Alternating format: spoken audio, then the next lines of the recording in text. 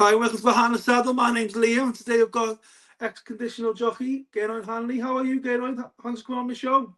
Yeah, very well, thank you. Thanks for having me. Looking forward to it. Yeah, very much so. It's really good. Be good to interview you today. So let me just talk to me a little bit about what you've been doing since you obviously stepped away from racing.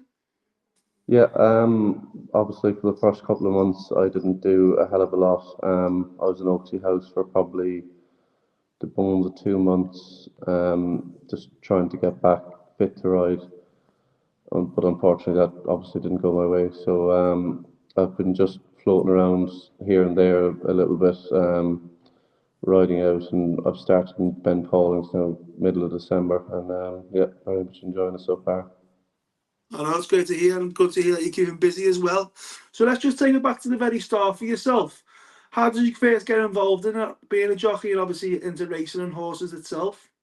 Yeah, I first started riding. My uncle, who lives across the road from me at home, he bought his daughter a pony, and yeah, I started riding that, and it was game over from there.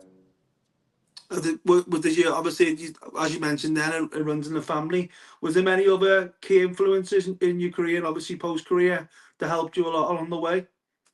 Yeah, I'm from a part of Cork where there's plenty of pointing around me. So I used to go there Sundays just for kind of socially, really. But yeah, my uncle has a couple of broodmares, and he keeps maybe one or two pointers the odd time, and started riding his pointers and kind of yeah snowballed from there. So let's just take a look back about your career. So you had 197 rides, 21 winners. What was the most one that stood out for you in your career? Probably my last one. I had a bit of a nightmare market racing that day. I was running the track and I nearly got knocked over.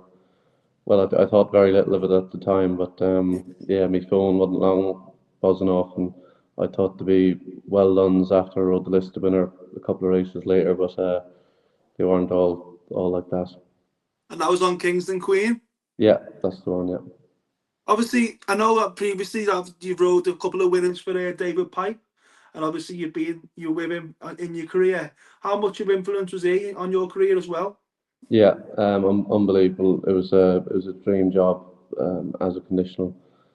It gave me so many great opportunities and probably gave me more chances than he should have. But I can't thank him and everyone at Pond House enough. And I'm looking back on your career. What was the thing that you're most proud of? I suppose just kind of doing it off my own back, really. My parents have got no interest in horse racing, or I came to England, I didn't know anyone or didn't have any connections that would be any benefit to me, really. So I worked hard, and things were starting to go well towards the end. No, definitely. And let's just take it back to obviously when the decision was made when you obviously couldn't go return back to the saddle. How hard was that? Yeah, it was extremely difficult. I was actually up in Doncaster Sales when I got the phone call. Um, and yeah, I obviously dealt with it in the wrong way. I kind of just went off the rails for the week up at Doncaster. Probably made a show of myself, but things are slowly starting to come back together now, and hopefully I can put my head down and make a nice life for myself doing something. And how much support did you receive off the racing community, over like the other other jockeys, racing trainers, anyone else that come to you and obviously helped you along the way? Yeah, there was loads of very good people. The people in Oaksey House were brilliant, and they're a massive benefit to me. And yeah, I got loads of texts and phone calls once it kind of broke out that I was finished, and everyone was very supportive and helpful. And obviously, I know me and you spoke previously and stuff, and obviously, I know when you did obviously retire from the saddle, we didn't really speak much about it. Obviously, I know a lot of jockeys obviously go to like different media outlets. Obviously, Racing Post. There's a lot of media outlets out there, but obviously, you kept quiet, didn't you? And obviously, it must have been hard for you. Yeah, it was difficult really. I didn't know what to say because I didn't know what I was going to do next, or what the follow up was going to be. And I'm still not certain, but I'm going to try plenty of different things, and hopefully I'll find something that that's well suited to me, and I could have a long-term career in. No, definitely. And talk to me a little bit about what you're doing at Ben Yard, Ben Paulin's yard. Yeah, I've just started there on the 15th of December, I think it was. I just ride out and help around the yard, so um, stable lad essentially. But yeah, I'm enjoying it. It's nice to be back around horses, and obviously the yard is flying. He's having plenty of big winners, so hopefully I can continue and keep And what team morale high. and what do you think that breaks taught you? Obviously now you're back in a racing yard. Yeah, it's been kind of a difficult changeover really. I'm completely at the other side now, but I was injured a lot of my career anyway, so I probably got used to it a little bit. But yeah, it's as time goes on, it's probably slowly sinking in a bit more and more. And obviously it must be hard because obviously when you back then when you were a jockey, you obviously in a routine, aren't you? What's your day-to-day life look like that now on a daily basis? Yeah, I start in Ben's at 6:30, and yeah, ride out 4 or 5, and kind of just help out to get finished then, and back for evening stables 3:30. Finished. I just finished shortly before we started, about 5 o'clock, and yeah, got the evening to myself now. And has there been any unexpected positives since obviously I know obviously it's not what you wanted, obviously retiring from racing and being a jockey. But has there been any positives that you probably couldn't have done when you obviously was in the saddle? Nothing I couldn't have done really, but I've met plenty of good people um, since I've retired, just through kind of reaching out to me and helping me and all sorts of stuff. But yeah, hopefully there'll be something come sooner rather than later. I know. Yeah, and talk to me a little bit of how organisations such as like the Injured Jockey Fund, Jets, have obviously helped you along the way since obviously you have retired. Yeah, they've both been massively beneficial to me. I'm in regular contacts with Jets still. We're trying to put a bit of a plan together, and the injured jockeys fund are great as well. Like they were there from the get go, and helped me in every way they possibly could. You know, they were never going to leave me short of anything or stuck for anything. So it was brilliant. And obviously, let's just talk about the future for yourself.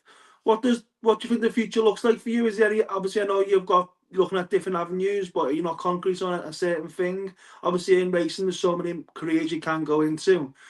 What do you think you're looking at? Yeah, I'm not 100% certain yet, but I'd imagine it will be in racing. I'm just going to try out plenty of different things and kind of weigh up all the positives and negatives, and hopefully there'll be a clear-cut winner.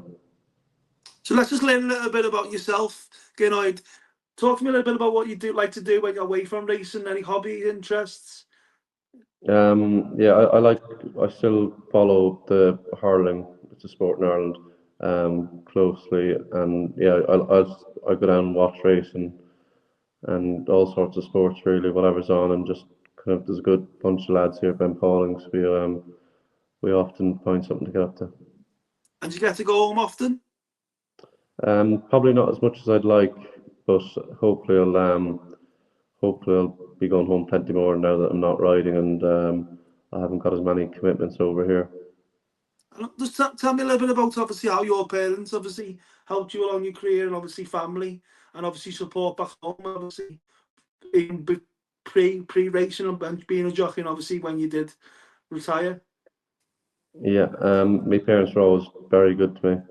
My mother wasn't the biggest fan of the idea of me being a jockey, just because she's aware of the dangers Yeah. of it. But they never stopped me from doing anything. They made me stay in school. That's about all they did, which I obviously don't regret now. I'm glad they Yeah. did. So just talk to me a little bit about. I know this might be a bit of a hard question, but what do you think the biggest challenges of being a jockey is? I know obviously it's been hard for yourself, but what do you say the biggest challenges are of being a jockey? I struggled quite a lot with my weight. I'm quite tall for a jockey. I'm about 6'2" or 3" maybe. So that was personally my biggest trouble. But there's there's a number of different things you could be talking all day about. the hard parts. Like it's just hard to get rides and hard to get into the right places and make a name for yourself. Just talk to me a little bit about mental health and racing. Do you think is there anything we can improve on going forward? Obviously, there's been a couple of sad stories in the past couple of months and year. Do you think that the racing world can do more? There is plenty of help out there, but it's just hard to know who to approach about it. Like I was probably fairly approachable after the circumstances I was in, but there's plenty of people who are doing very well on the track and still probably struggle with their mental health. So it's very hard for them as well to know who is struggling, but there is plenty of people there if you're able to reach out. And do you think you're someone now, obviously stepping away from racing, obviously being through what you've been through? Do you think you could be someone sort of like a role model that people can come to and ask questions? Yeah, I'd answer any questions anyone has for me now. I don't know if I'd classify myself as a role model. I'm not sure too many of my friends will either, but I'd never turn anyone away. Definitely, yeah. And let's just talk about if you got any advice for anyone that's obviously wanting to start out as a jockey or any career in racing, what advice would you give? Yeah, just to work hard really and ask plenty of questions. No matter how long you'll be in the job, you'll still be learning every day, and the the only way to succeed in it is just out of pure hard work and determination. It's not going to happen overnight, but if you keep chipping away at it, you'll get there in the end. And on a final note, is there a message out there to anyone who obviously has helped you, obviously since you retired? Obviously, it's probably too many people to name to the amount of people who have probably helped you along the way. But is there anyone out there you'd like to thank, and a message to anyone out there?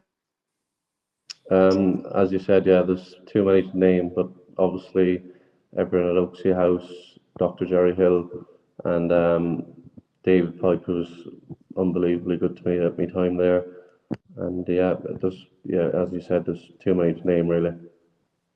I know it's been really lovely speaking to you today, and obviously we wish you the awful success in the future, and hopefully the years are still apart for yourself in racing going forward. Brilliant. Thank you very much for having me.